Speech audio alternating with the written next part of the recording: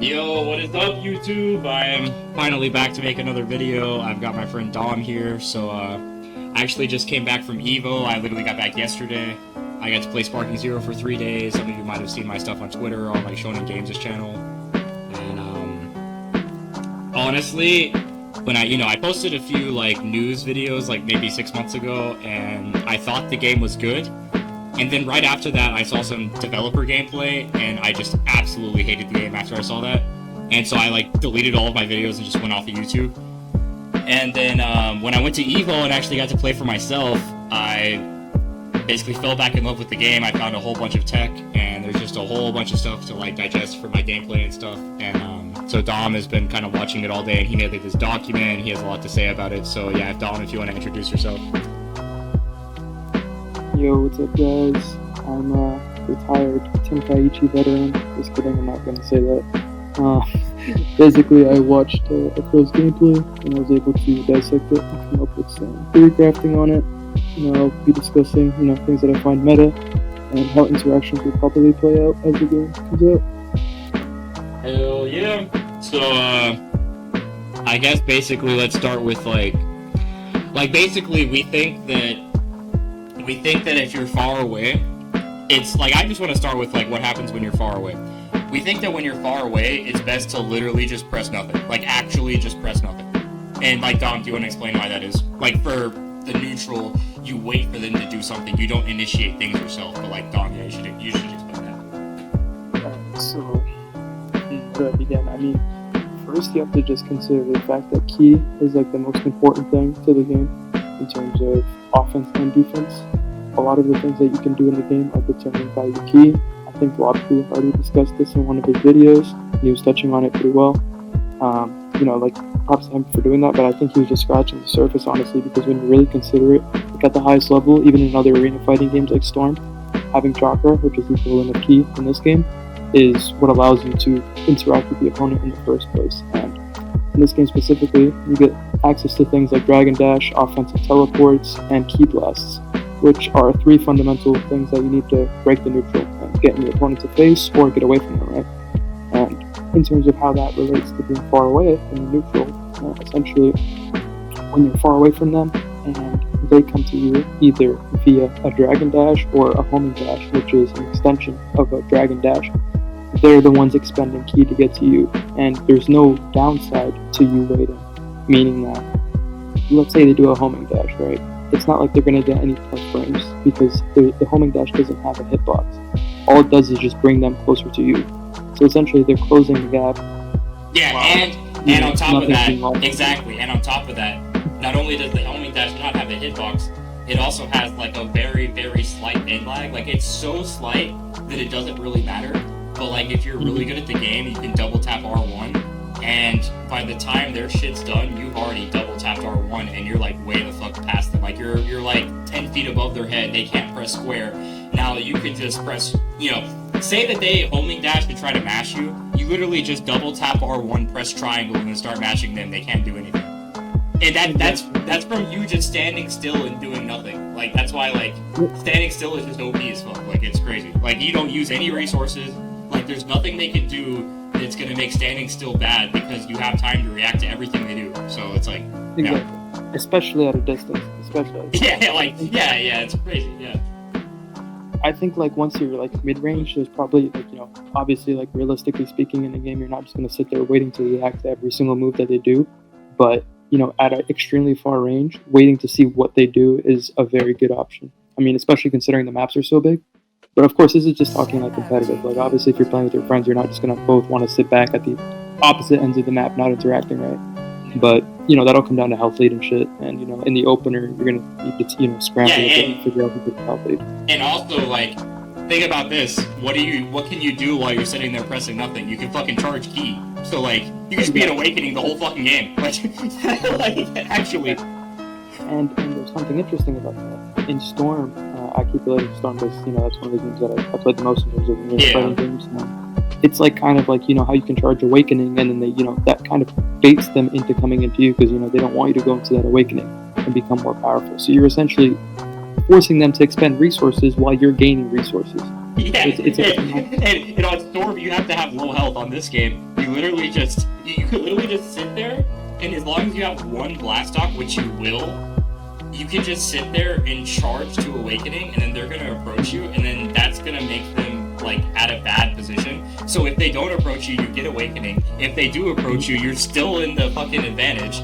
Like, the only thing they could possibly do is somehow approach you without using any resources, and also doing it in a way that's not going to let you react, which basically means a very, very slow approach. Like, it's not a quick thing. Like, you'd have to, like, slowly move across the map, you know what I mean? Like, yeah, like, so you would basically just be doing, like, analog stick movement plus key blast, and then charging, and then analog stick plus key blast, and then key charging to approach them. Like, yeah, or, like, maybe, like, an X dash with a key charge, but yeah, it's not, like, you can't just fucking dash across the whole map. Like, you could do, like, one X dash just to get a little bit of thing, but then you gotta charge again, so...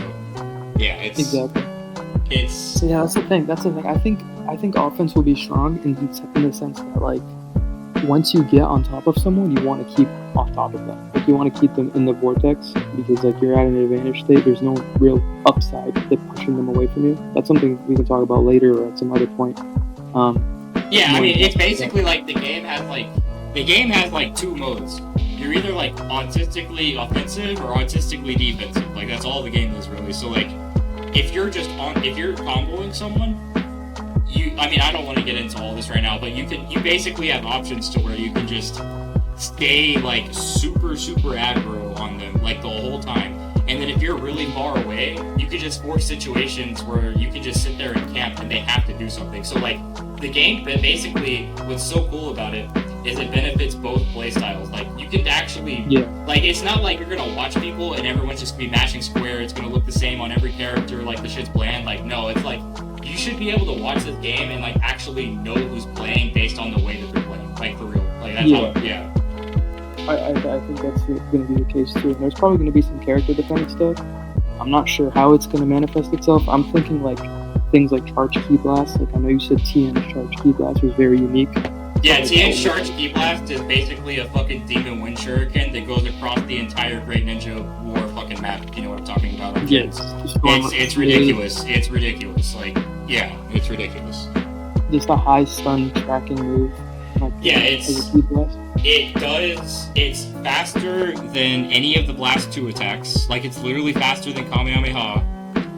It stuns them, like, basically, like, if you played Tenkaichi 3, if you know, like, Piccolo, like, how he has, Tenkaichi 2, how Piccolo has those big-ass, like, when you charge the key, and he has those, like, big-ass, like, purple, key blasts that come out and stun you, like, forever. It stuns you like that, but the thing is, on BT2, that's a really slow blast. On this game, it's faster than Blast 2's. So it's fast, and it stuns you a really long time. It's like, and like, this disparity between characters' key blast is so huge. Like, TN's is so good, and then, like, Piccolo's is so bad, that if you did it, you're stuck in in-lag for so long, they could probably come across the entire map with the homing dash and combo you. So, like, just from one charge key blast, you're getting comboed from across the map because it's that slow. Whereas with TN, from one charge key blast, you can probably combo them from across the map because it's stunned so long. It's like, it's such a big disparity. Yeah. That's the type of thing that's going to give a character uniqueness in this game, I think. Yeah, it's crazy. I think I noticed, like, Super Saiyan 3 Goku had really good tracking on his key blasts too, so they can be used effectively as well to approach in the neutral. Oh, yeah. Yeah, and another thing I noticed is, when you jump off the ground, you can X-dash in the step-in barrier. Oh, that's interesting. Yeah, actually the Jagger guy, the BT2 player, Jagger, is the one that noticed that. And I'm like, bro, that's literally, I love this game because they've taken so much back to BT2, dude. There's so much shit. They're like, wait, this was bad in BT3, let's go back to BT2. And they literally put that in the new game. And I'm like so fucking surprised because, like, I thought that, like, BT2 is just like, it was such a fucking enigma, like, we would never see a game like that again. Forgotten game. And it's like, I mean, to, like, real shit, this game is not as good as BT2, but it's so cool to see that, like, we're getting some of the cool shit. So far, we never know. We never know. Maybe I mean, maybe in the future it could be. From what I'm seeing right now, it just seems impossible, though. But, like, it's so cool to see, like, that type of shit come back, man, because like in like the iframes on the Blast 2s and shit, man, like when you do Kamehameha with Super Saiyan 3 Goku, they literally can't get you out of it. It's like you know, like Pain's almighty push on Generations, like air push, like you air Pain. You're not gonna try to combo air Pain if he comes out. Like you just gotta respect it. Yeah, basically. you have to respect it. Yeah. And I love that shit, man. I love that shit. That type of stuff is really what makes the game, you know, a little bit more unique too. I think, in terms of like, you know, what I was saying earlier, and like staying away and like, going in and stuff, it kind of just reminded me that, like the options that you have, even at mid-range, like they're not really limited in the sense that like you can kind of be creative with how you approach in terms of like all the different angles that you can approach with and like your timing, because you can, you know, Dragon Dash sideways, Dragon Dash upwards, downwards. Well, upwards and downwards would be ascent and descent, but you know, you get the point. And then like forward, backwards, like you can do that for X amount of time based on your key level, right? And then, like, and yeah, and what's so crazy about that too is when you go upwards or downwards, it's faster than every other direction. So like, yeah. So like, even if you're doing, okay, think about this, right? Because they replaced X dash with just analog movement. So what I was doing was I was doing a bunch of different like diagonals of analog movement, and I was pressing like different variations of like R1 and R2 to get like ascend and descend while doing these weird angles with analog. Yeah, and give you some momentum. Yeah, and you like saw how I was doing that, right? So like, imagine like you do that, and then right when you need to like get away from something, you just double tap R1, and you literally move faster than basically everything else in the game immediately, like immediately up or immediately down. Like it's crazy. Something I should mention, I don't think we mentioned this, is that the Dragon Dash now has armor, so it can't be clipped by like key blasts. It has frame 1 armor to key blasts. Yeah. Meaning if you Dragon Ascend or Descend, or Dragon Dash sideways, Dragon Dash forward, etc., you always have armor through key blasts. And that is important too, because something people are going to try at a distance is you can, okay, so when you use the X dash, you can key blast before the X dash and immediately X dash. You can key blast during the X dash and immediately X dash. You can key blast after the X dash with no in lag. So before, during, and after has no lag, which means you could probably expect people to be doing that. And that literally, if you just press Dragon Dash, they're gonna waste so much key pressing X and fucking key blast, and all you're doing is Dragon Dash, and it does nothing. It does nothing. Like, it's crazy. And you gotta tell them like X dash costs key now. So like for people that play the older Tenkaichi. Yeah. So one X dash is half a bar of key. One key blast is about a third of a bar of key. But the thing is, you don't just press one key blast, you press like 5. Like every time someone press key blast, they're pressing it a few times, bro. Like it's more than once.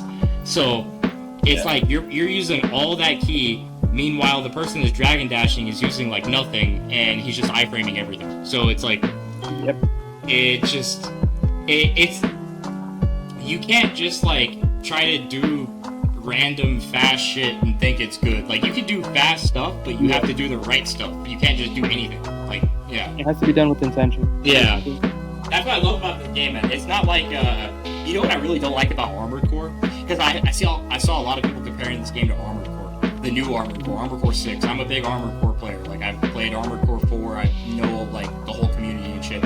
Armored Core 6, you just fucking YOLO throw dashes out and then use a shotgun and literally just like animation cancel a shotgun with dashes, and it doesn't matter what direction you do it, it doesn't matter like the timing, you just make sure you do the correct cancel and you will kill people.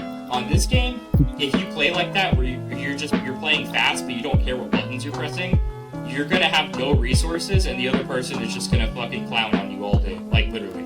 Yeah. So because if you're using all your key, like let's say you're just X dashing into key blast all like non-stop trying to get to me, all that like key that you just wasted is essentially resource that I can use against you, in the sense that you no longer have offensive teleports. Meaning that I can literally just punch you and then teleport. Like let's say we both like choose rock, right? And we're both just punching each other. I have a teleport to a direction, which means I'll win that interaction, and you don't, because you don't have the key. Yep. And you know, not even good. And it's fucked because like, if I don't know, I need to go back and watch the footage. You know, I might be saying some bullshit right now, but if the game is the same as the old games, deflecting key blast gives you a higher blast stock. Like it gives you way more blast stock. Like I think on BT3 and BT2, it's like you deflect something like 7 key blasts and you have a whole fucking extra blast dog. Yeah. And if you do that, if that is how it is in this game, I don't know if it is. I need to go back and watch. I don't know. But if it is, that basically means if you approach the wrong way, you just gave someone a free fucking parry out of your combo. Like, literally. Yeah, that's the thing. That's the thing that we were talking about earlier too. It's kind of like the whole idea, like countering what they do is the key to the game. Like if they're gonna do a raw Kamehameha, for example, you have the beam deflection that gives you resource. If they're just gonna run at you and use key blast, you can deflect. If they're just gonna homing dash into you, you can ascend/descend into punish with a square combo of your own. If they're just gonna, all of these different approach methods have counterplay, and if you're the person reacting, you're at an advantage. But the issue is you got to react. You know what I mean? So like the crux of the game essentially would just come down to being able to balance between that little spacing, like the spacing gap, right, where things become a little bit more unreactable. Like point blank, obviously you're not going to react to like them pressing square, right? But long range, you can react to a homing dash, and consistently you won't react to them pressing square. But the whole idea of the Z counter is that you do react to them pressing square. But no one can Z counter every combo. That's impossible. So. Yeah, exactly. Like you're not just gonna, get hit in the back and then boom, Z counter. No, that's not happening. No. Like, that shit will happen, like, it's gonna be like, I think what it's gonna be is, like, say you get caught in a combo, and you're good at Z-countering, like, you're actually good at doing it, you're probably gonna take, like, at least 3 or 4 hits before that shit comes out, bro. Like, you're not doing it the first hit, like... I don't know if they changed the frame data on it, but... Well, no, it definitely got changed, because you have to do it, it's not even a one-frame move, it's actually less than a one-frame move, because you're doing it on the same frame that it connects, which means not only do you have to be fast enough to press the button when it happens, but you're doing it on the same frame, which means like the synapses for your fucking brain have to fire off and you press the button at the same. You see what I'm saying? Like it's harder than a one frame move because it's a defensive. Exactly. It's like that's exactly. Yeah, that's what I was gonna say. It's harder than just a raw one frame move because it's a one frame move would be like, hey, you have one frame to press this, but this is like, hey, this is happening in this frame. And you don't know until that frame it happens. You actually have less than one frame to press it. You know what I mean? That's why it essentially has to be a read. Like you have to read. Then press it. And press it. And it's different for every character's. Each hit of every character has a different fucking timing, dude. So it's almost like some Tekken level shit where you have to learn like the whole everything. You know what I mean? Like everything. And there's shit. And it's crazy, bro. Like, it's actually crazy. However, teleporting is easier, so that's good. Oh yeah, that's another thing. Okay, so I have an explanation. Yeah. So not only is it harder because you have to press them on the same frame, but the game is 60 FPS now. It used to be 30. It's 60 FPS now, which means everything comes out twice as fast. Oh wait, it's like fucking keep going. And you know a super obvious example of showing the game is twice as fast? If you have Tenkaichi 3 right now, like if you're listening to this and you have Tenkaichi 3, load the game up in training mode and just hold L2. Just watch your character charge key. Watch the aura of the character charging key. Now go onto a video of Sparking Zero, watch that character charge key.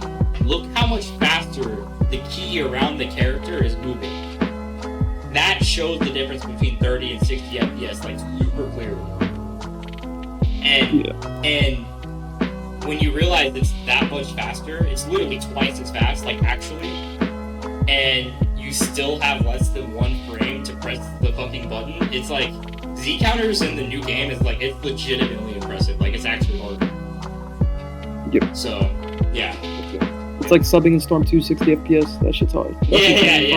It's like subbing in Storm 2, except for it's 2 inputs and not 1. That's the hard thing. Yep. Yeah, it's like if subbing in Storm 2 was even harder, like basically. Yeah. 60 FPS too. Like, yeah. No, but the fact that you can teleport things like a little bit more consistently now makes it. No, for real, bro. Bro, okay, I want to tell y'all how fucking easily you can teleport stuff now. If you're good at teleporting on Tenkaichi, like, you're gonna teleport 90% of shit on here. Like, I want to give you guys the scenario. I was literally, like, days of no sleep. Literally fucking days of no sleep. I had been drinking alcohol, you know, doing all, like, whatever you want to think I was doing. I was probably doing it, right? All kinds of bad shit. I was in no situation to be playing this game, okay? And I literally, like almost teleported literally every fucking thing I could. And the best example of that, there was this match where I had, like, it was the last few seconds of the game, and I had just done this crazy combo, and the CPU had a ton of resources and all this key and stuff because he had just gotten really fucked up. And he did, and at this point, I mean, I'm like legitimately like freaking 15, 20 shots deep. Like, I'm too messed up to be good at this game. Golden Freeze, I did a finger beam blast, like, straight to my face, and I teleported it, like, without even trying. And I still remember how that felt, because I was like, wait, like, I literally, like, don't even, like, on BT3, when I teleport something, I gotta think about it. I'm like, oh shit, I need to press that. And on this, I was, like, super drunk, no sleep, like, the worst possible conditions, and I just did it for no reason. So, like, I promise you, this game is easy to teleport. Like, if you're decent at teleporting on the old games, you're gonna be, you basically, I think what they did with the 60 FPS is you have twice the amount of time to teleport now. Because it feels so much easier, like, it just feels like you have twice the amount of time. I don't know if that's true, but that's how it feels.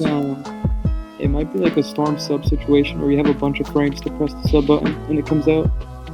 Yeah, exactly. It's not as easy as like a sub, but it's like it's not you know, it's not like that easy, but it's definitely easier than like the old games teleport for sure. Like, for sure. Like, at least twice as easy, maybe more than that, but at least twice if I had to guess. Dude, on that note, we gotta talk about the fucking sidestepping and stepping. Yeah. Now we gotta get on the fucking melee. Alright, so in Tenkaichi 2, right? Okay, actually no, let me back up. In Storm, every circle hit, you can press X. You can also do an air chakra dash, so you press circle X, triangle X. Oh, wait, bro, there's some Xbox players. Chill. Okay. I'm gonna stop saying what the button is. I'm gonna say what the action on every is. hit you can jump. Yeah, exactly. So on Storm, every hit you can jump, and then after you jump, you can do an air chakra dash. Every hit you can jump, and then after you jump, you can do a chakra kunai.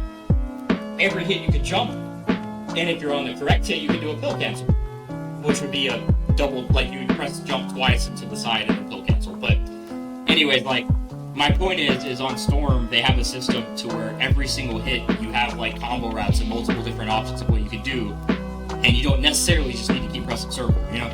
And on BT3, they kind of locked you in to just pressing square, which is like Storm circle, right? So, like, on BT3, you have, it's a little bit more fleshed out than Storm. Like, you have directional charged hits, and you have triangle hooks, so, like, you press square and then triangle once you do heavy finish, or you press square and then, like, hold down square and do, like, a heavy charge down, like, etc., right? All the different directions. You have 5 square inputs. In between each square input is a triangle input, which does different things. You guys probably already know this, but there's no, if you notice on Storm, you have all those jump cancel options, all that stuff that's not even related to the combos you can do out of the combos. On Tenkaichi, you really don't have that. Like, what you have on Tenkaichi 3, you really don't have that. What you have is like, okay, I'll press square, triangle, that's a flying kick. Now I'll do my key blast flurry, which is like R1 triangle, and then maybe like dash and get around them and start comboing it. Like, that's Tenkaichi's version of like what Storm did with like combo cancels. But if you noticed, you could only do that after the flying kick. You couldn't do it every hit. On Storm, you could do it on every hit. On Tenkaichi 2, you can do it on every hit, because if you guys ever played Budokai 3 and you know that you can hold a charge attack and then block cancel it, they ported that same system into Tenkaichi 2. So every single hit, you can block cancel. After you block cancel, you can ki blast. You're back at neutral. You can do literally anything you want. So like if you really wrote down every possible input per character, the move list I really think would be, I think Zero Annihilated on his tutorial actually counted for Super Saiyan 4 Gogeta And keep in mind, there's only 10 square buttons in Tenkaichi's 2 combo system. And he actually showed on screen every possible combo route using cancels and charge attacks and triangle hooks and everything. It's over 1,000 different buttons. Off of 10 square buttons. And that's how you know, like, the game has so much freedom, it's crazy. It's like Storm, but with even more freedom. And what I love about Sparking Zero is they're like, okay, you know, Raging Blast and Tenkaichi 3 and stuff, that was way too limited. Let's go back to Tenkaichi 2. But because Tenkaichi 2 had too many inputs, bro, like doing the block cancel out of a charge shit, like that's way too hard. No one's trying to do all that. Like that's way too hard for most people. That's way too hard. So what they did, instead of all that shit, you just press X. You just do the step in. So, for example, say you press X, or you say you press square, and then you hold forward and press X, and then you press square again. What that's going to do is it's going to do the first hit of your square combo, it's going to cancel you back to neutral, and then immediately go back to that first hit of the square combo. And if you think about what I just said with Tenkaichi 2 and Storm, you realize that that opens the fucking floodgates for all these different combo routes with all the charged hits and the triangle hooks and everything, and it's just like, it's literally the same freedom as BT2, without the like super difficult inputs. So it's like casual friendly, but it's still really, really good. Yeah, so here's the thing. Alright, so like imagine a situation, I kind of dabbled into it a bit earlier when I was talking about when you get close, you want to keep them close to you forever. Like you can kind of keep them in the vortex, in the sense that you can constantly drop your combos and go for resets, kind of similar to like how Connections is. Yep. And you can just keep mixing people and just putting them into RPS situations. And since you're the one that's, like, for example, if I get a square hit on you, I have the plus frames. So I basically choose when to initiate the RPS situation, which means you have less time to react, which means most of the time you're going to have to be trying to read or preemptively pressing a button, which means I'm at an advantage because I'm just like, okay, square, I'm going to sidestep here. And then they're just, like, getting hit, so they're like, for what he's saying, if you guys have played Raging Blast, if you guys have played Tenkaichi 2, you know exactly what I'm talking about, because what he's talking about. Because think about it, if you're playing Raging Blast 2 and you're guarding someone's combo, you feel like you're just in hell and they have every fucking power over you. You can't press anything because they just have so many options and you have nothing. That's how Raging Blast is. On Tenkaichi 2, it's a little bit different because you have a bunch of defense, but it's the same thing. Like if you're new to the game and you don't know how to do defense, and someone is just comboing you and doing cancels and stuff, you feel like they have so many options and you have nothing. And that's what he's basically saying with Sparking Zero is like, if someone is just keeping you in that situation, like they just have the advantage. Like you just feel super pressured. Like Like I think you do have good defensive options to deal with it. Like for sure. It's just you feel pressured though. Yeah, exactly. That's the mental pressure is what matters. Because like if I'm hitting you and then I sidestep right, you can always sidestep with me. Like there's not enough stun. Yeah, you could actually okay. Say someone does like 2 hits into sidestep. If you read that sidestep, you could literally sidestep in the same direction as them and just follow their character and be right in their face and like, yeah, what's up, bro? I just followed you. You know, like Yep. Or alternatively, like let's say you do square sidestep, and I choose like descend or something random. Now I'm under you, and like you're just like facing nothing. So there's the whole y-axis and z-axis manipulation as well that allows you to create some. And if someone hesitates to combo you for even like maybe half a second, not even that, like a tenth of a second, you could fucking Dragon Ascend and just get the fuck out of there. And they'll just whip their combo. They just whip their combo. Like if they don't like immediately react to what you're doing, you have to realize double tap R1 or double tap R2 is probably the fastest thing in the game, and if you hesitate at all, they're already out of whatever you were gonna do. Like literally. Yeah. And some people, once again, will talk about that little fighting game situation where they're like, oh, you're escaping neutral. But here's the thing. I thought about that too for like, I want to say like 2 minutes when I was thinking earlier and I was watching the gameplay, and I was like, what if you can really just escape every neutral interaction? I was like, well, that's not actually realistic, because a lot of the times people are going to have to end up pressing buttons, because otherwise they'll lose. Because, at some point someone's going to have the health lead. And that health lead is going to dictate whether or not someone's, And also people aren't robots. So, yeah, that too. So not only are you going to eventually have a health lead and the other person's going to need to combo you, someone's going to mess up in all of this. And when they mess up, you capitalize on it and you win. That's how the game, like, when you think about fighting games, that's really how it should be. It should be, I agree. Hey, I capitalized on your mistake and I won. Isn't that how it should be? So the fact that there is the option to get out of everything in neutral doesn't really matter because no human is going to do that every time. Like, it's impossible. Exactly. Because it requires the perfect read every time. Yeah, it's impossible. Like, it's literally impossible. Yeah. And on the discussion we were having earlier, like, in terms of, like, running away and, like, keeping away and letting them choose their option first and reacting, there is actually kind of an advantage to going in at the start in the sense that, okay, the map is, like, I don't want to say circular, but there's like a structural shape. If you go backwards and I go forwards, like, let's say we're robots, right? We're playing perfectly. Yeah. If you go backwards and I go forwards, you're eventually going to corner yourself. Like, that's an inherent fact. Yep. So, like, offense, in theory, is better than defense. Yep. And in that sense. I actually have a Twitter post that Shonen posted that, like, I didn't even realize it at the time, but I literally did let me fucking say this for the French people. The rush key wave. I did the rush key wave, okay? You heard that? Okay. You gotta use the right word. Yeah, I have to use the right terminology. Like, Jesus fucking Christ, man. I'm sorry I'm not a fucking Wikipedia, bro. Jesus Christ, dude. Yeah. Alright, I did the rush key wave, okay? Alright, so I did the rush key wave, and it bounced Kid with Scouter Vegeta, and it bounced Kid Gohan off of the Rocky Mountain wall without breaking the mountain. And immediately, all I did after that was press square, square, triangle again. It did another rush key wave. And so, like, my point is basically, imagine if I knew that was going to happen. Because I didn't know that was going to happen, so I just started matching, right? If I knew that was going to happen, I could have, like, capitalized on it. Imagine when the bounce happened, I did a sideways sidestep, or, like, I did a sidestep into, like, an ascend, into a key blast, into a descend, into a combo, which actually does work. And because he was bouncing off of the wall, I would have time to literally flank him.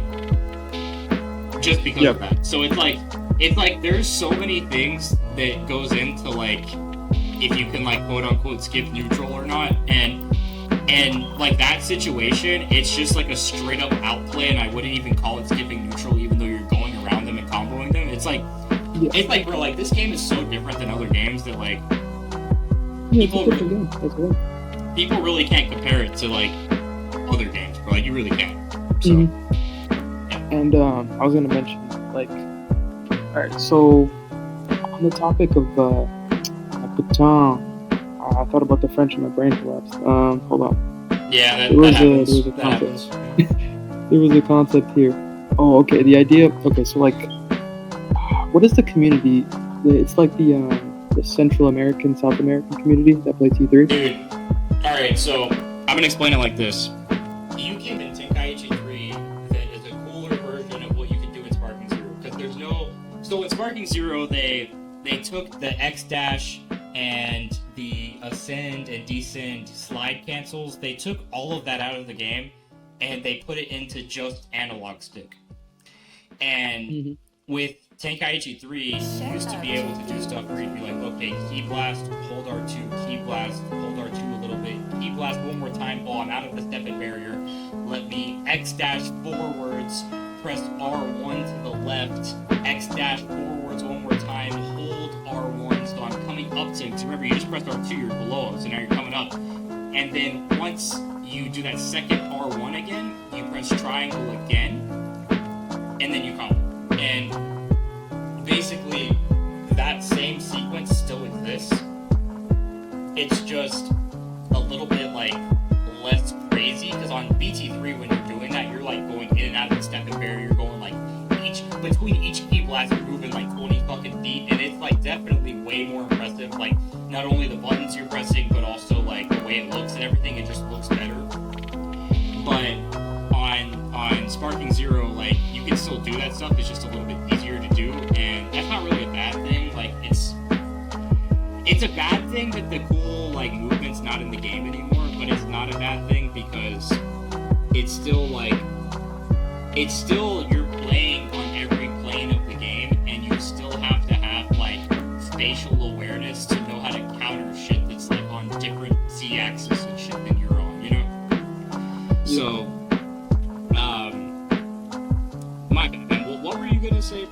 started on that tangent. No, I was gonna mention Zodo and the Latinos because like the way they play T3, it's like very aggressive, but at the same time very like baity.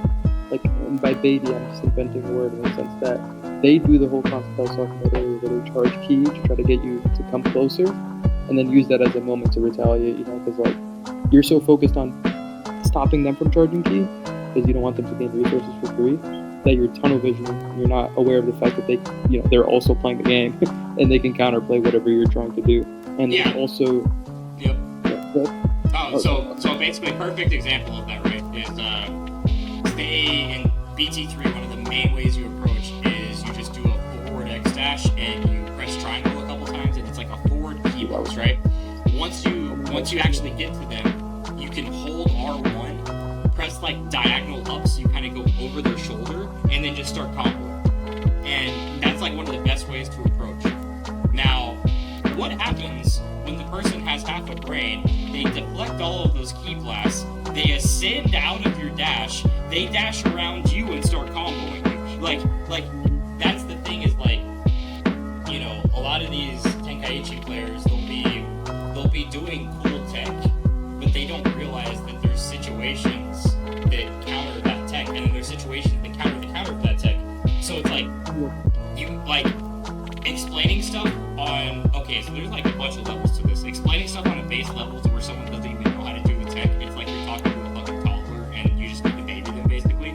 And then there's the level of someone that knows how to do the tech, but they don't know the counter for that specific tech. And then there's the person that knows the counter for the counter for the counter for the counter for the counter infinitely, just knows everything about the game, but they can't execute it. And then there's Zodo, who knows all of that stuff and actually executes it. And when you watch that guy play, it's like, if you apply that to Sparking Zero, if you watch his gameplay and apply that to Sparking Zero, like with what's in the game, it just shows that like having like 3D spatial awareness is so much more important than like having good reaction time, basically. Oh yeah, no, I agree. Because this game is just going to be all about, you know, knowing what plane of axis they're on and manipulating. Yeah. Like you don't have to go on benchmark.com and get like 100 ms on the fucking click thing. You know what I mean? Like you don't have to be that, like you don't have to be some fucking like amazing human being to play this game. What you have to know is like, how does like 3D space work? And then if someone's coming at me, what can I do to like get out of what they're doing, and what can I do to potentially get behind them and combo them? And if like you know how all the X, Y, and Z axis works, you don't necessarily have to be like so gifted with button pressing to be good at the game. I think a good way to put it is like, when you look at 3D fighting game neutral, like especially games like Street Fighter or Guilty Gear, those are the ones that I mainly play. The basic like footsies basically. Like, yeah. Using mid-range moves and like walking backwards and forwards, left, right, you know, controlling space with moves and whatnot. Yeah, it's like right, left, and then you like try to do like a diagonal jump into like a high, low, and all that shit. Yeah, I don't. Yeah, that's and like anime fighters, yeah, but like yeah. I'm saying like even more grounded like 2D fighting games where you're literally just going left, right, like the equivalent of that in Tenkaichi would just be like you're controlling space, but not just 2D space, like there's 3D space. Like the Z-axis as well is something that you have to be cognizant of, and that's the element that's probably gonna catch people, especially if they're new to the It's like, okay, it's like think about this, right? In Street Fighter, you have forwards, backwards, up and down.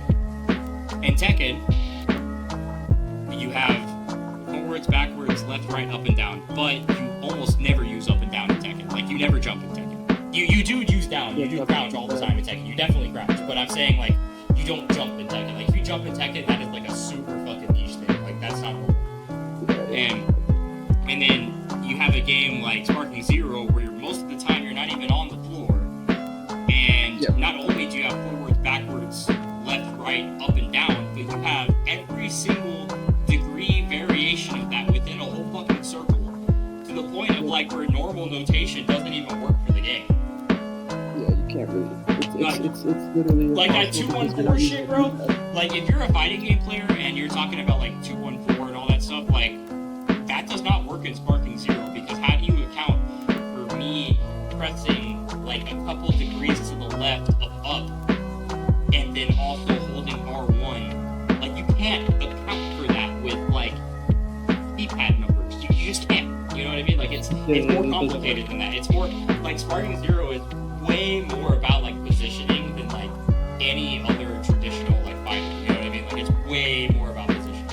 And a disclaimer so people don't think we're being like hyper pretentious and saying that 3D fighting games are extremely hard and have high depth. All we're saying is that there's just an element of space. Okay. Literally. And like we're literally not saying that because, okay, think about this, right? And like Street Fighter and fucking Melty Blood, you have quarter circle inputs for regular combos. In Sparking Zero, you're fucking pressing square, dude. Like obviously those games are better in that category, like obviously. And then, but in the category of like movement and like how like 3D spatial awareness and like where stuff is in positioning, it's obvious that Sparking Zero beats those games. So I'm not saying the game is better or worse. I'm just saying in different categories it wins and in different categories it loses. And you know, if you're a reasonable person, you should understand that basically. So, yeah. And real quick back to the game, I was just thinking about this as well. Like, I feel like we should talk about the fact that it's like even when you're close range, like in the barrier, I guess the easiest way to describe what in the barrier is basically when you press X and it steps you in. That's the step in barrier. Yeah, if you step instead of dash, you're in the fucking barrier, basically. Yeah. Yep. It's like kind of like a magnetic center of gravity black hole thing that attaches both of you and kind of keeps you bonded by string. But I will say, for people that played the old games, when you moved left, it used to move you in a circle left. Now it literally just moves you left. And same with right. You don't move in a circle anymore. Mm-hmm. You move in straight directions. Which means you can't just flank people super easy. You can't just get out of shit super easy. You actually, and I actually like it because you actually have to be very aware of what's coming at you.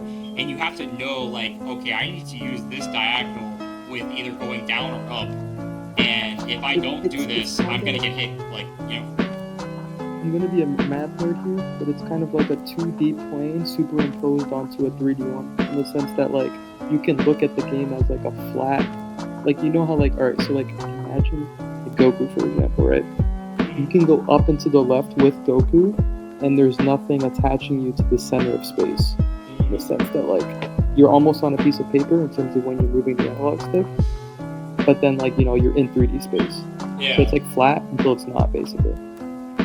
So, yeah, it's, okay. If you... Yeah, okay, I'm just gonna say this. If you guys are fucking math nerds and you wanna really know what we're talking about, go watch Eric Weinstein on Joe Rogan. He basically talks about like higher dimensional things in a 2D space, which is technically what Sparking Zero is. So, yeah. And only to 3D though, he's not anything higher, but yeah. Yeah. Yeah. 60 Sparking Zero. Yeah, like fucking, dude, imagine a game that had like T8 in it. You know how fucking crazy that would be? Like 246 dimensions? Yeah, let's go, dude. Who needs VR for that shit or something? Oh my god, dude, I don't even, dude, yeah, you need like a fucking, yeah, you literally need a VR. No controller can ever handle that, that's true. Literally. Yeah. Elon Musk VR link. Or Yeah. Anyways, I was gonna say, like, the DragonDash, of course.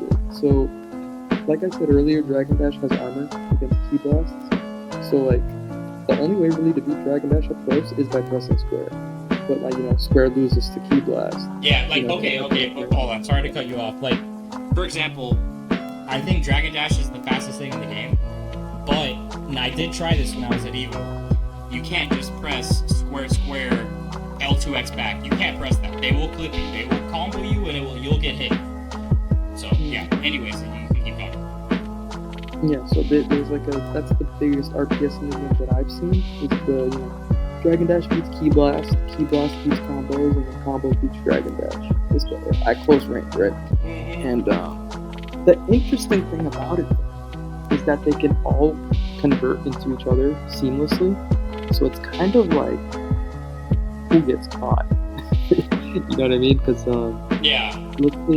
Let's say I DragonDash, like, let's say, I don't know, 1.5 character lengths away from you, and you know, at a range where I won't get mashed. But like if I I Dragon Dash just a little closer for like, half a second, I'll probably get hit by your combo. Yeah. At that range, I can cancel my Dragon Dash, go like, let's say a little bit to the left, and then start throwing Ki Blasts. And then, I'm hitting you. You could even do way crazier. Like, that's like the simple version. You could do way crazier shit. Yeah, no, that's like, he was just saying that for argument's sake, like, just a simple version, but, like, what's actually possible is you could stop your Dragon Dash, say they're 1.5 character lengths away from you, you hold guard, or literally just stand still for half a second, or step. So hold guard, stand still, or step. The options out of Dragon Dash are like fucking infinite. Like, yeah, but what's crazy is any three of those that I just listed at 1.5 character lengths away is going to bait them into combo. For sure. Like, absolutely, for sure they're going to press square, because that just makes sense to do that. Then, because you're just slightly too far away from them, you can Dragon Ascend, get out of that shit, and just combo them. So it's like, the entire game, it goes back to what I was saying, dude. The entire fucking game is positioning. Like, at every fucking instance, it's just positioning. The whole game. So you take whiff punishing in 2D fighting games, how like you're using the basic 2D axis movement to whiff punish when they throw out a move, and then you punish their whiff, but like you add an extra dimension to it, and a way higher level of velocity and speed. Yeah, exactly. Like imagine on Street Fighter if Ken did Hadouken or whatever, Ryu did Hadouken. Ryu did Hadouken, or Ken did whatever, a ranged attack, or Guile did his little fucking spinning blade thing, right? For sure. Imagine if you landed one of those across the map and you could end up behind the fucking character by the time they blocked you. That's basically what Dragon Ball games are. Like, it's crazy. Like, it's actually crazy. Or another way to look at it is, you gave a ranged example. I was thinking Shoryuken because of a melee example. I could give would be like, okay, let's say Ken is, obviously you're not going to Shoryuken across the map. You're going to Shoryuken when they go in the air. Like in your face, anti-air them, or on wake up if you're, really aping hard. But let's say they did that, right? Like, the Ken tries to go for a Shoryuken when you're in the air, and then you just go inside the plane, like the plane of the game, to dodge the Shoryuken. Like, they try to punish you, but they end up getting... Okay, that's a perfect example, actually. You guys know how Shoryuken starts, like, he starts low and goes up high? Well, imagine if the guy who's dodging the Shoryuken, like, okay, let's say Ken is on the left side, the other guy's on the right side, he does Shoryuken. Imagine the guy on the right side went up and to the right. What the fuck is Ken gonna do? He can't do anything. Oh, I was thinking going inside the plane, like, like the background of the game. Well, that too. Like, literally that too. I'm just saying, even within the example of Street Fighter not breaking its own rules, imagine if he just jumped and went to the right. He can't fucking do anything. But we're playing a game that's 3D, so you can break the rules. And imagine he goes into the map and up and break. He definitely can't do anything.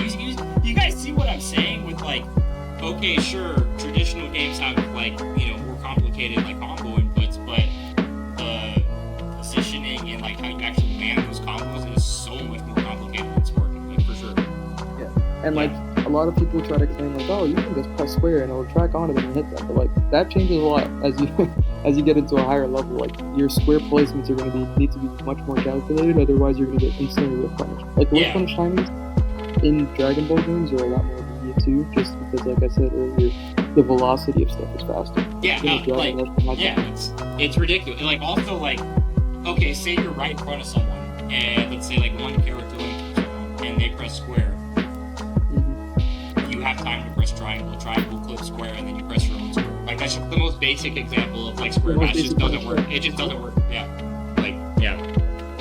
Like, it can work, but it's almost like you're so dumb that you're smart kind of thing, where it's like... Yeah, dude. It's literally such a bad option. It's a fucking mix-up. Like, that's literally how it is. Like, yeah, it's literally, like, the worst option possible, so that inherently makes it a mix-up because no one would ever expect it. Yeah, the layer 0 becomes layer yeah, dude, like, literally, yeah. That stuff's interesting. I think we should talk about Revenge Counter. Dude, I actually think Revenge Counter is not that good, but I need to see more of it.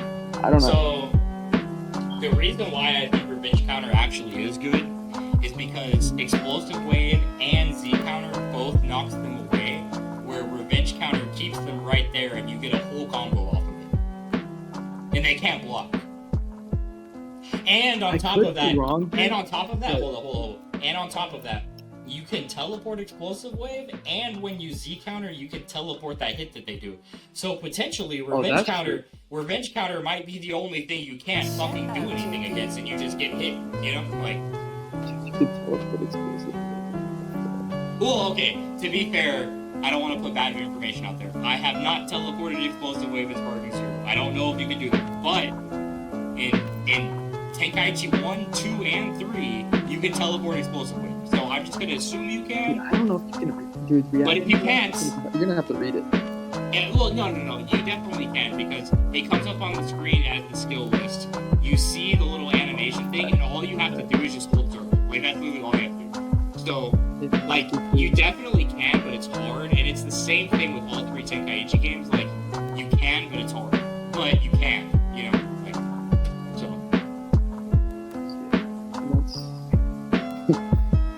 That is interesting, because thinking about Explosive Wave, it almost feels like a necessity for a character to have it, because it's just another defensive option. Yeah, it's literally, basically it's a free Z counter, but you're using 1 resource, and then the Revenge counter uses 2 resources, and it only works in front. So the Explosive Wave works behind, and you're only using 1 resource, so it's like just objectively better than fucking Revenge counter, like in every possible metric it's better. Yeah, unless you can teleport Explosive Wave. But the one thing about Revenge counter that is better is you definitely can't teleport it, and it keeps you close, so you can do a combo. I know you definitely can't teleport it because there's no heavy hit being done. With Explosive Wave, there is a hit being done, and with Z counter, there's a heavy hit being done. But with Revenge counter, there's nothing being done. It's just you break the combo, and they're right there, and you can combo them, and they can't block. So Revenge counter is technically better, but that 2 blast dogs makes it like, you know what I mean. So. Yeah, but here, let me present a situation to you. You're hitting them from behind there. The only options are Explosive Wave and Z counter, both of which are teleportable. If you have the key advantage, how do you lose? Shit. Yeah, because if you teleport one of them, technically you could go, because think about this, you have an in-lag at the end of Explosive Wave, don't forget about that. So you can teleport Explosive Wave. You can teleport Explosive Wave and just do a fucking Kamehameha. What are they gonna do? They're just gonna get hit, you know? Oh, I mean, I would just combo them again. Or you could do a full combo to come in. Yeah, you could do, combo, or, well, no, you can combo, you're right, because I forgot, you could directional teleport, so you could teleport in a direction that's gonna make it so you can combo them, for sure, yeah, for sure. Yeah. No, that's the thing, it's kind of a worry for me, like, the defensive options are good, right? But, like, they're good in the sense that, like, they're good before you start getting hit. Yeah. Like, okay, you can Sonic Sway, you can do the counter stance and all that shit, but like that's a read that you have to do on the first hit damage. Yeah. After you start getting hit, you gotta either E-Wave, Explosive Wave, Revenge counter, or Z counter. Z counter is frame tight, teleportable, but other than that it's good. Explosive Wave is 1 stock but teleportable, and Revenge counter is 2 stocks, only works from in front. And it keeps them close. So it's like factoring all of that in. I'm just thinking about it, and I'm like, damn, if I get hit from behind, I just kind of lose like a lot.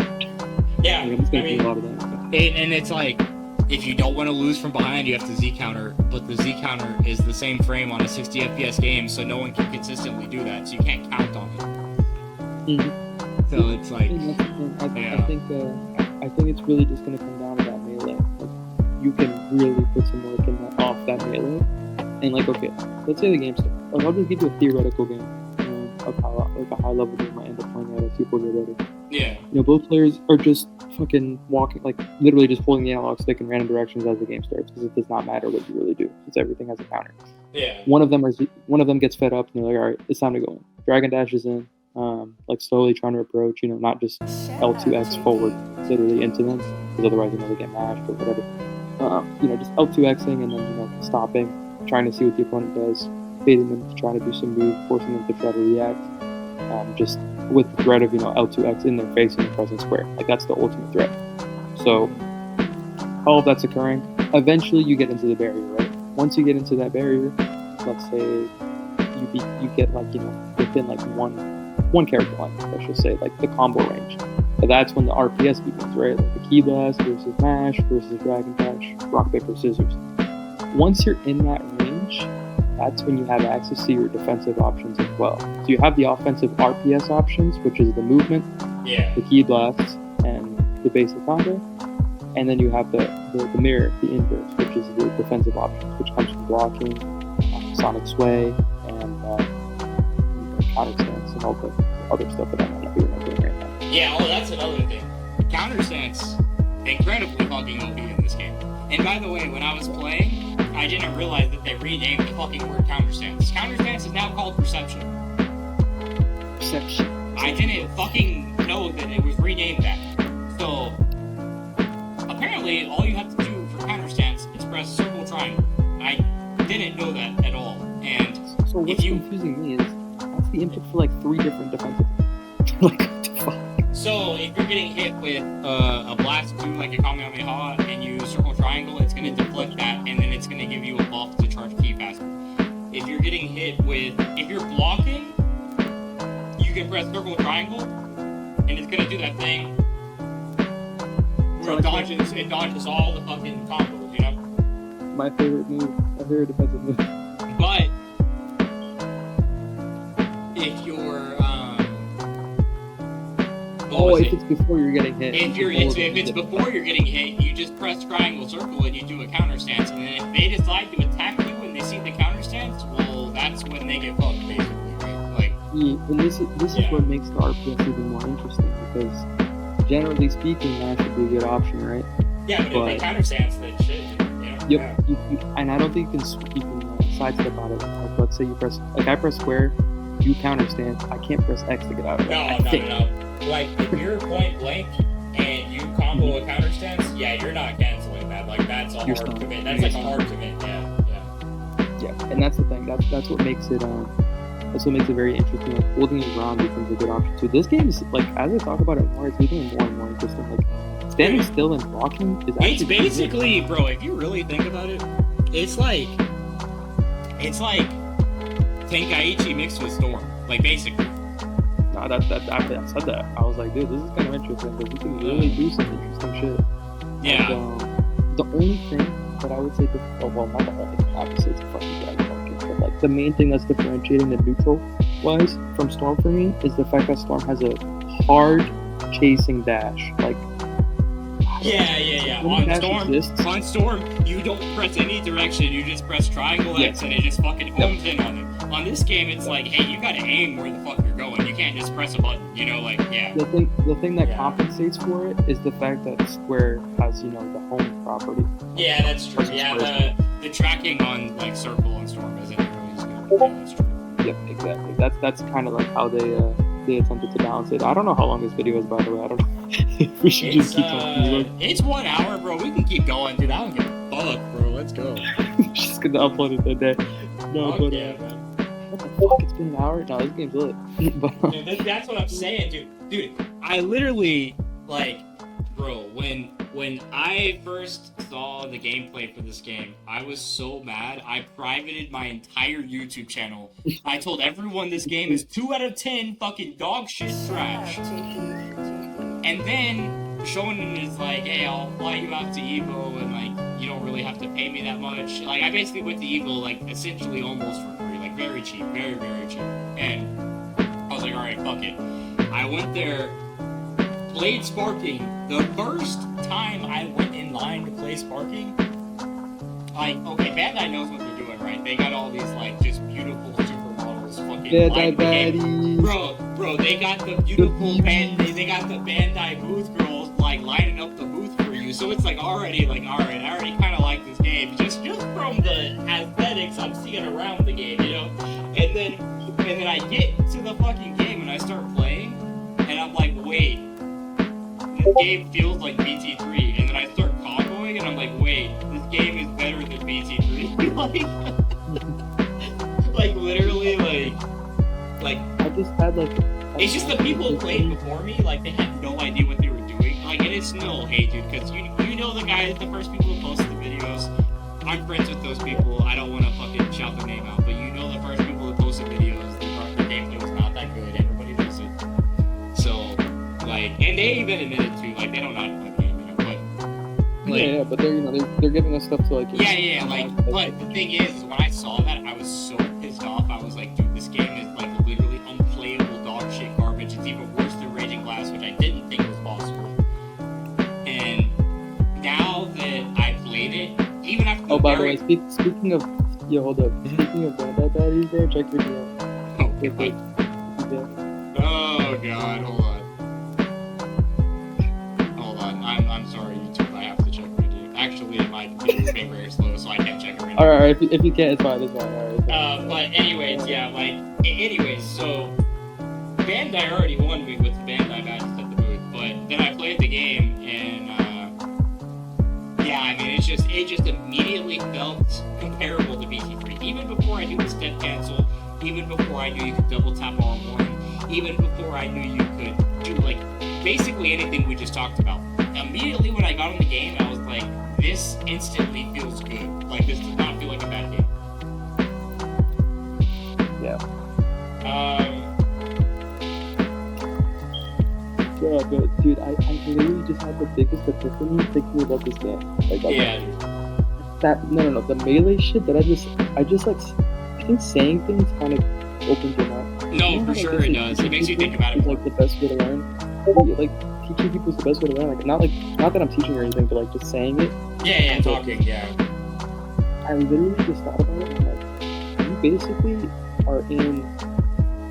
Okay, so you have the offense, right? I'm gonna type this out so it's really easy.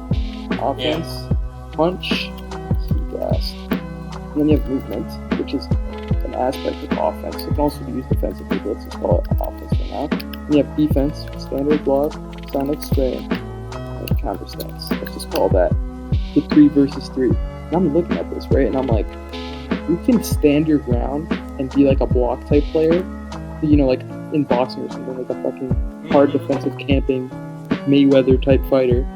You can be a fucking gorilla ape mash lord and canceling fucking high APM playstyle player, or you can be like a movement based fucking agile as that. Like, dude, I'm thinking of it like fucking WoW classes. Dude, it's literally this game has. Dude, I completely agree with you, dude.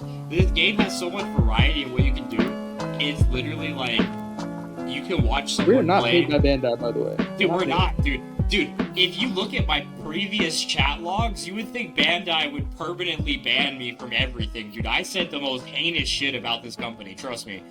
And I'm just, like, so fucking in the sauce now, dude. Like, it's crazy. But, like, basically, you could, like, if you're good at Sparking Zero and you're watching someone, like, on YouTube that's good at Sparking Zero, you should be able to instantly tell who that person is just based on what they're doing. Like, are they, like, super defensive? Are they just going ham with cancels? Are they crazy with movement? Or is this just guy just the fucking second coming of Christ and he's good at everything? Like, who knows, dude? You know, like, it's crazy. Like, yeah. Being able to go, like, super optimal type of... Yeah. That's the like, I'm almost looking at, like, chess now, too, because, like, chess has, like, that whole idea of, like, positional type play and tactical type play, where, like, some people are really good in, like, the scramble situation, some people are good at, like, maintaining good positions. Yeah. You have people like Bobby Fischer that were, like, really quote-unquote optimal, they were just good at everything type thing. You know, I feel like that's going to actually, like, lend itself some credence here in terms of how, like, playstyles manifest and whatnot. So, you know, just be a little bit more on track here. Basically what I'm trying to say with this is that, like, how I'm going to play, I like to just be optimal. I like to play optimal, that's just how I play every game. But the idea of the fact that, like, okay, we're in that one character length away space, right? What would you do? Let me ask you that. Let me put it that way. What would you do with that? Not gonna lie, if you press square, I'm pressing triangle first. If you don't press square, I'm double tapping R1. But, dude, I'm in your face. You're not reacting, bro. Okay. You're in my face, and I'm not guarding. You can guard. If I can guard, I'm guarding. If you do anything that is not a light charged hit, so a medium or higher charged hit, I have a gift that actually proves this. You can DragonDash away, as long as it's not a light charged hit. Yep. Just like a. But assuming that you don't do that, and you actually play the right way, I mean, I have to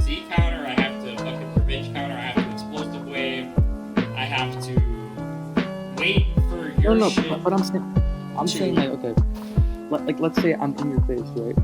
Like, how do I put this? I don't know. Let's just say the game opens, like the round starts, and we're both in each other's face. Are you gonna press square? No, definitely not. But some Okay, people would. Some people would, for sure. Oh no, for sure. Oh, for sure. And that's not even a bad thing. That's what I'm saying. There's different playstyles. Yeah, exactly. But like, and the reason this is interesting is because, okay, are you gonna press triangle? maybe I would either press triangle or I would do a DragonDash. Honestly, that's probably what I would do. Yeah, and here's the thing: the triangle would lose to the DragonDash, but then the DragonDash would lose to the square. Like Exactly, that little RPS. Dude, even from the very first second, there's already like 10 minutes worth of shit to talk about. That's what's crazy about this game. It was like even from the very first choice, you could already break down like 4 different fucking things that happened. You know, and There's a lot of avenues. It is so crazy, though. It's so crazy. And here's the thing: the thing about defense, right? It's very weak, but it's very strong at the same time. Like, it's weird now that I'm thinking about it, because like, okay, all of these options that we just talked about, punching, key blast, and movement, where you were like, okay, I'm either dragon dashing or I'm key blasting. I could just press circle, really, if I want to, and keep both of those. Like, if you're dragon dashing, okay, you can maybe dragon dash around me, and then like try to go around my guard, but then all I have to do is just block and unblock, I think, based on how we know movement is right now, unless it's like T2 fucking levels of speed eventually, and yeah, maybe I won't be able to do that. But no, I think it's impossible. It won't be like that for you. It probably will, yeah. But yeah, I can literally just sit there and block, and I'm like, okay, you're key blasting, I can deflect. If you press square, I can Sonic Sway or counter stance. If you Dragon Dash, I can let go of my guard and then Dragon Dash with you, or just try to punch you as I react to your Dragon Dash information. So it's pretty interesting. Blocking is kind of like, it's this non-committal choice that has avenues attached to it, but it kind of falls under pressure in the sense that, okay, let's say you block, right? And you're not certain that I'm going to punch or key blast, and you press circle and you're moving the analog stick to try to deflect, thinking that I'm going to key blast, right? Yeah. And then I just grab you or some shit. And you're just like, oh, okay. Like, you know what I mean? Like, it's a little RPS interaction that's not really RPS because it's not only 3 choices. Yeah. But it's interesting in the sense that offense and defense have these counterplay situations where you're able to choose a variety of options, and they're all quote-unquote viable options. That's what I love about this game, dude, because in BT3, like, yeah, you kind of have a few options, but it's straight up not as many. Like, it's just straight up not as many. Yeah, I think so too. In T2, it's like, bro, they went back to T2, dude. They were like, hey, BT3, we simplified this shit a little bit too much. Let's go back to T2, see what worked there, and then let's simplify it from there. And that's what I like, is like, yeah, they're gonna simplify it for the modern audience. A better foundation. But the thing is, they're not simplifying T3, they're simplifying T2. And if they're simplifying T2, it's a way better game than simplifying T3, trust me. Yeah. So. Yep. It's it's very interesting. The fact that you get armor on, I don't know if they did that intentionally to create that RPS situation. I'm not sure if they thought about it that much, but it's impressive. How do you think they did? Because like, if you go back and watch the developer fucking trailer, like the very first thing, all the shit he's talking about, it's super baseline, but it's like so important. Like, yeah, it's like the fundamental. Yeah, and it's like they clearly designed this game in a very specific way, like for sure. Like it's. I think they wanted to be played a certain way for sure too. Yeah, and it's like, dude, like it's so cool because they made everything like very specific interactions, but then they gave you like freedom in that shit. So I just love it, bro. Like the Jun Kurotani guy, like, okay, he made it for like new gens, but like at the same time, he low-key made it better than BT3. That's what's like crazy to me. It's like low-key better than, it's better than like, if you go on YouTube and just search Tenkaichi, you're gonna watch Tenkaichi 3 videos all fucking day. No one talks about Tenkaichi 2. It's like the fucking ugly fucking redheaded stepchild, bro. Like, no one talks about it. Bro, no one talks about it. Everybody talks about BT3. Well, this game has just way better options in like almost every category than BT3. Like, it's just like, it's so much better in almost every category. I want to just, like, blanket say it is just better than BT3, but, like, I don't know if I can for sure say that, but, like, just when you look at all the different categories, it's like, dude, like, this game just has more options here, more options here, more options here. Like, I don't know, it might be better, you know, like, it might be. So. And I just want to, I think something we should cover is the potential negatives, right? And I'm thinking, like, okay, people might ask, like, I think maybe a newer player or someone that's not really into playing these games competitively might be like, okay, one or the other, they'll say one of the following. Can't you just mash to beat everything, as in just spam square? Or they might say something like, can you just run away forever? And, you know, I kind of covered these two topics, like, in passing when I was talking about, like, neutral and melee and shit. But I just want to say, like, mashing square against a good player is probably not a good idea. Not only just because of what we talked about with punishing, but just because of the fact that there's just a multitude of options that flat out. If you mash square against someone, you're gonna get 5 hits. What are you doing after that? No, I don't even mean that. I mean, like. Well, no. I'm saying, like, what the casual player is talking about with mashing square, they're gonna get 5 hits that works. What are you doing after that? They don't know. You know what I mean? Like, they don't know. That's fair. So it's like, after those 5 hits, like, yeah, sure, you'll land 5 hits. After that, what are you doing? You're probably getting comboed. You know? Yeah. My contention is I don't even think those 5 hits should be hitting in the first place. Like, pressing square and then them getting hit is like. So there's a thing in tennis called an unforced error. For those that are interested in tennis at all, and it's what happens is the person made a mistake. Like, it wasn't like you forced them to do something wrong. It's like they made a mistake, and that's what getting hit by raw mashes essentially.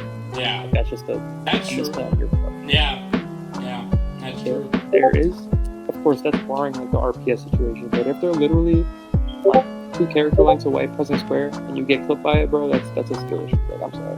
Yeah. If they're like borderline the step-in barrier and they're just mashing square and you get hit by it, it's like, dude, like, if you held on to your controller and pressed almost any button, that would not happen. Like, literally almost any button. So just to cover that point real quick, and then on the topic of running all game, yeah, I think it's like viable for X amount of time, considering it is an arena fighter, but you're gonna get caught eventually just because of what we talked about earlier, where the map is like it's not infinite. If it was infinite, then maybe it'd be a possibility, but then you have the whole homing dash thing, and then there's a mix up there, but of course we also talked about the fact that homing dash is inherently losing. Yeah, and also, well, what happens if they homing dash into key blast? We don't even know the answer to it, you know? So, yeah, that whole idea of like homing dash into key blast could literally stop Dragon Descent, and we don't know if it does or not, and if it does, then like, who the fuck knows? I mean, I don't think it does either, but like, we don't have any proof to say if it doesn't, you know? Like, it's like, it could, you know? So. Actually, we might have proof. Oh, for real? Because I think armor comes out frame 1 on every dragon against key blast. Oh, yeah, you're right. Yeah, never mind. I mean, I think you have to do homing dash into square, right? To catch those up. You'd have to do, like, I don't even know. No, that wouldn't work because the assist would come out faster, yeah. Yeah, so you'd have to do homing dash into ascend whiff. Dude, maybe like homing dash into fucking explosive wave or some psychopath shit like that. Like, I don't even know. Homing dash into DragonDash, dude. There we go. Yeah. Something like that. You're gonna have to do something to catch the fact that they're gonna drag into something. It seems to be like kind of an option select. Yeah. But yeah, the whole idea of running away forever, it isn't really feasible. Just again, the map is limited, like, and you have to play careful if you're just gonna try to run away. So don't worry about that. Alright. I mean, yeah, we're gonna talk about this shit way more though. Like, we're gonna have Hawk and Shonen. I'm trying to get on Gloku and everything. Like, we're gonna talk about this shit so much. So I'm gonna end the video right here. One more thing. Oh yeah, say it. Oh, well, 1.5. But so switching characters. Oh yeah. Quick thing. I'll just say what I've seen about it. If Phil can add on quick thoughts. I'm sorry to take over your bit, but I just wanted to mention, like, that's good. Like when people switch, I noticed that when you do you told me it obviously, but when you do the homing dash timing, you will literally end up right behind them. Like, even if they're across the map and they switch and you homing dash, you just teleport onto their butt. Yep. Literally just the other ass. And yeah, that's OP. And also, the switching causes a freeze frame, and Crow was able to do a combo extension off of that at one point in the game. Yep, it works the same in BT3 and BT2. Mm-hmm. So even if, say someone does a raw super on you, and you wait until the very last second, and then you switch characters, the super is going to go straight through the new character, and you won't take damage. Yep, and then the half thing I wanted to mention real quick was up charged attack has armor, as well as moves like lift strike, which is like square, square, up triangle. So like, you know, at any point pressing square, and then up triangle or down triangle, I think also has armor. Yeah, any move. Yep, any move that's a charged melee has armor. Yep. Mm-hmm. And that means it needs Ki Blast. However, you can teleport out of it, and like we said earlier, teleporting is easier. And add on top of that, you can teleport out of almost everything. Like, you can teleport while you're doing Ki Blast, you can teleport while you're doing DragonDash, or you can teleport while you're mashing the area. And that's why we're saying, like, do you guys see how, like, there's just so many options for everything, but, like, at the end of the day, like, no one's perfect, and even though there is an answer for literally every situation, it doesn't matter, because there's humans playing the game, and they will mess up, and then those mess-ups are how you take damage, and that is how the game is played. So basically, imagine just perfect scenarios constantly, except for humans aren't perfect, and they're trying to do those scenarios, and they're failing, and they're constantly taking damage, and that's how the game is. So, yeah. But yeah, this has been a good video, and we're gonna make another video soon. So yeah, YouTube, peace out, man. I will stop the video right here, and we'll make more videos soon. See you guys.